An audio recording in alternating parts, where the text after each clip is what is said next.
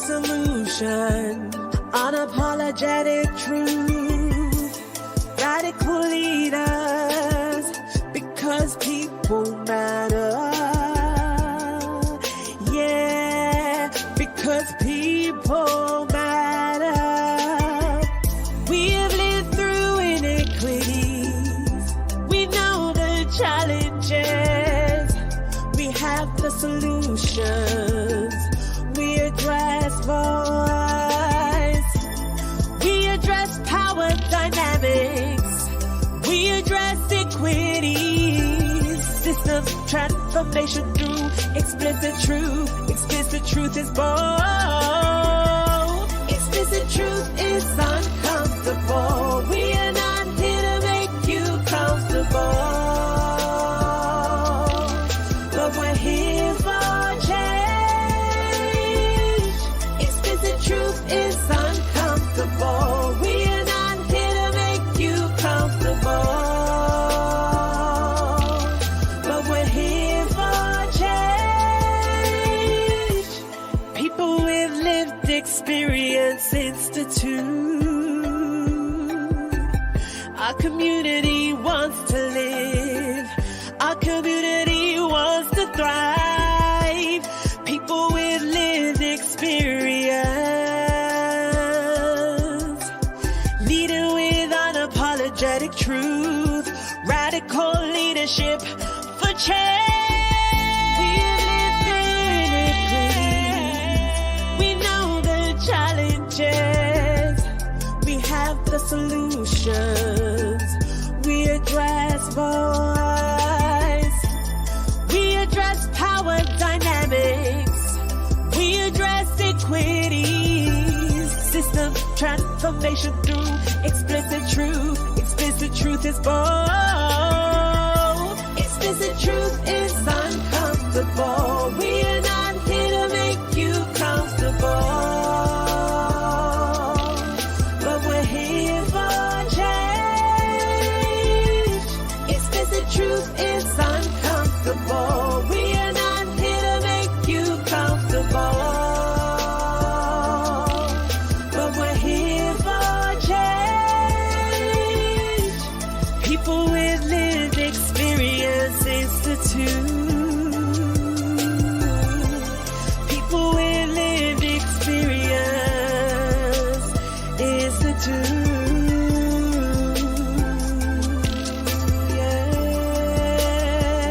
Oh. We gotta change the world, change the world.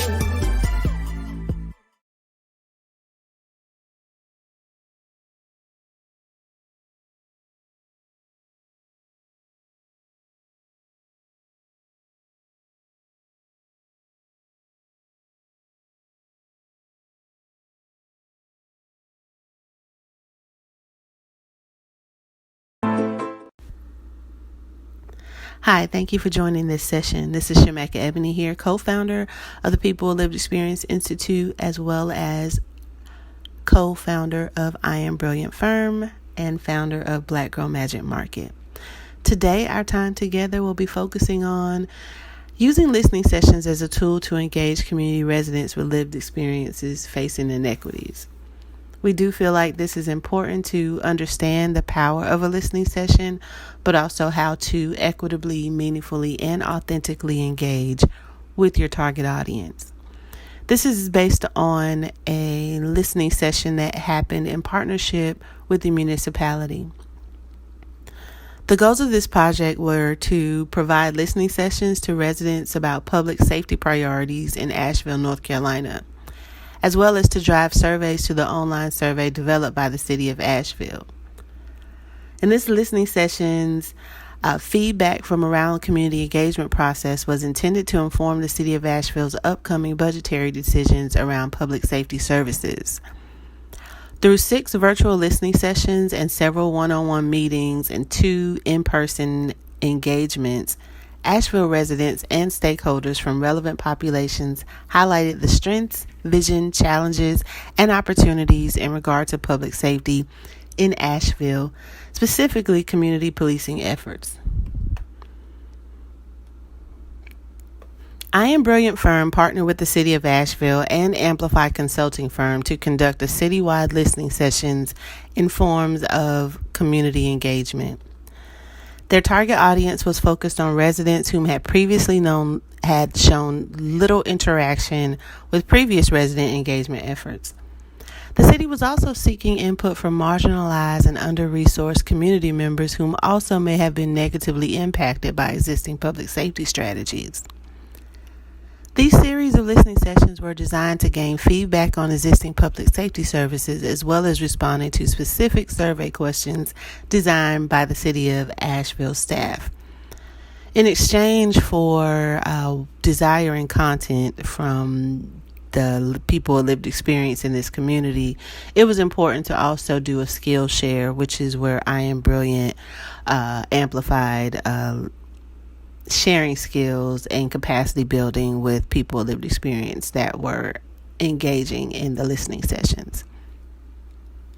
The project was co-led by Christine Edwards with Amplify Consulting and myself of I Am Brilliant. Amplify Consulting co-facilitated the goals for the project related to logistical organization, developing and implementing the engagement strategy. I served as the co-leader and co-facilitator on the virtual and in-person listening sessions, in addition to working with Asheville residents in inclusive dialogue and feedback.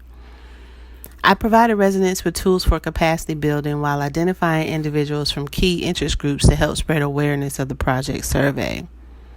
What's most important in this moment is to amplify how important it is to meaningfully engage with your influencers in the community so that you know that those that are participating in the listening sessions are not only representative of themselves but also inclusive of groups they may be connected to.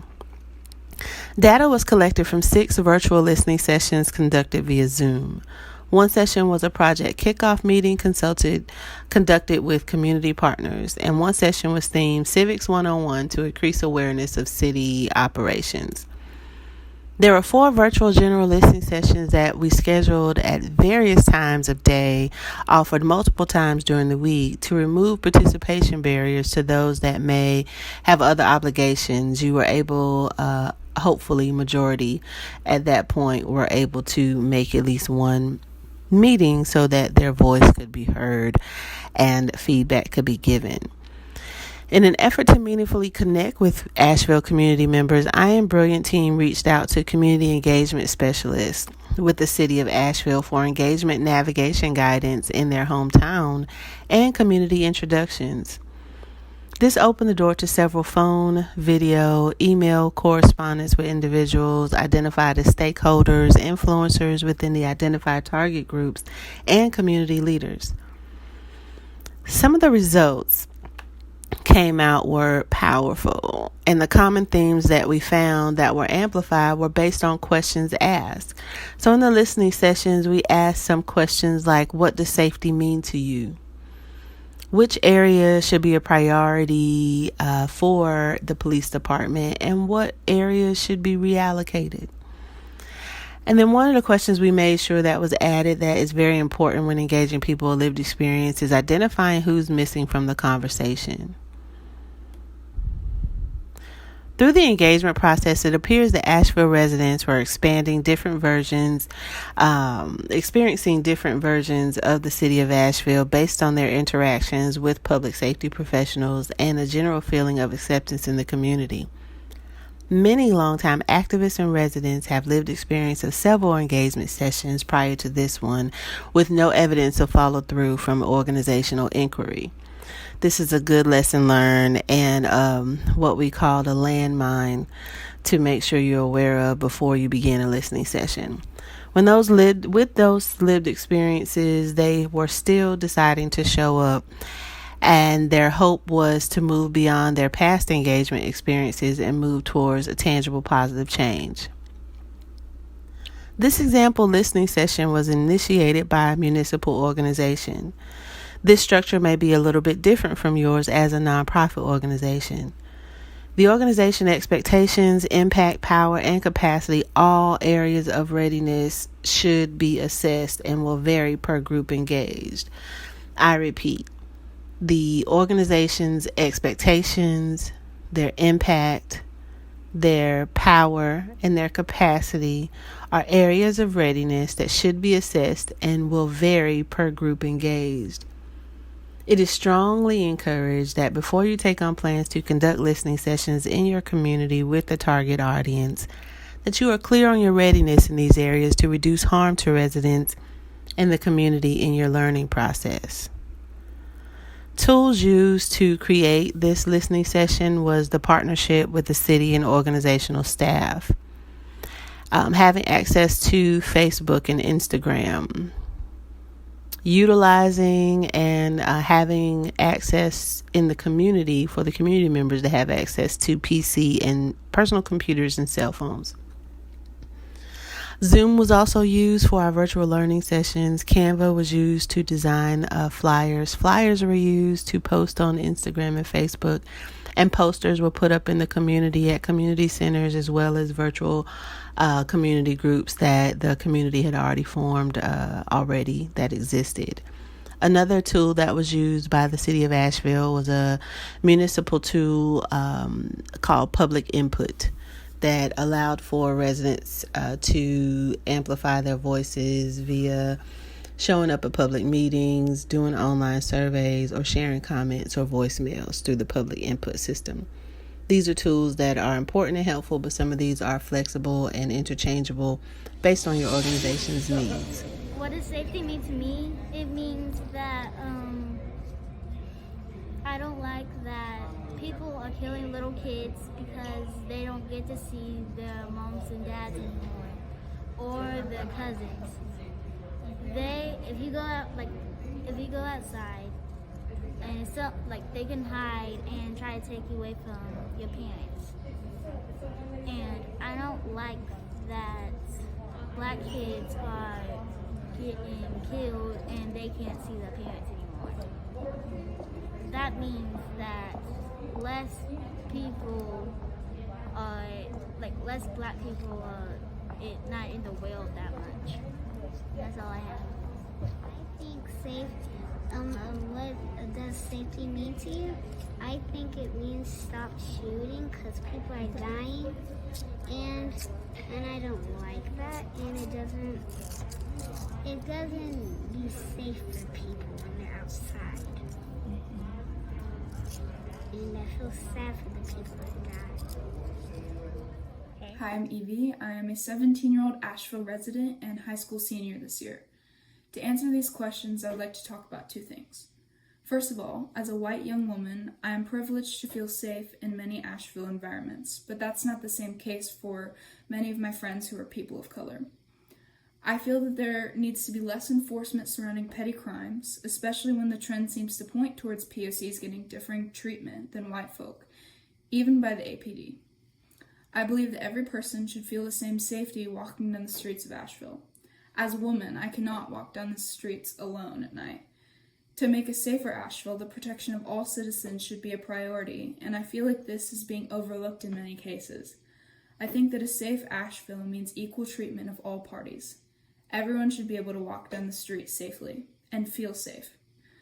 I also feel that many places have not been enforcing masks as heavily as they should.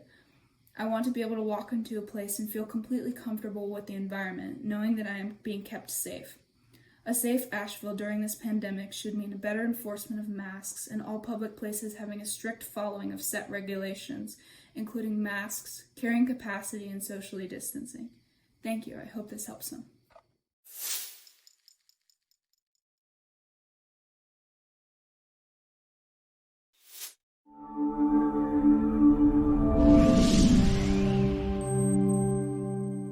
The People with Lived Experience Institute, www.pleinstitute.org,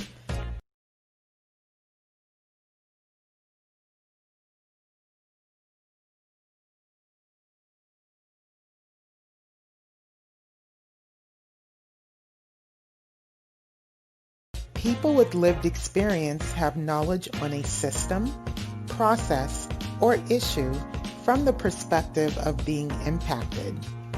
People with lived experience are needed to improve results within organizations. People with lived experience have a personal understanding of the inequities and solutions to bridge inequities in a system. People with lived experience of inequities play an integral role in helping organizations relate to communities. The People with Lived Experience team are engaging global and local partners for best practices, and this conference will highlight how to learn from people with lived experiences of inequities as the source of solutions for policy, education, business, law, social justice, leadership, community engagement, economic empowerment, and many other topics to inform individual and organizational practices. Also, tools will be shared for authentic engagement with community. Additionally, economic empowerment will be shared through Black Girl Magic Market, and the People with Lived Experience Institute will host community listening sessions and much more. Some of the People with Lived Experience Institute partners include Crown Campaign, Change Agent Firm, Black Girl Magic Market, Shemekka, Grace Coaching Academy, Total Grace Consulting, Dr. Bernice B. Rumala, PhD Consulting, and I Am Brilliant.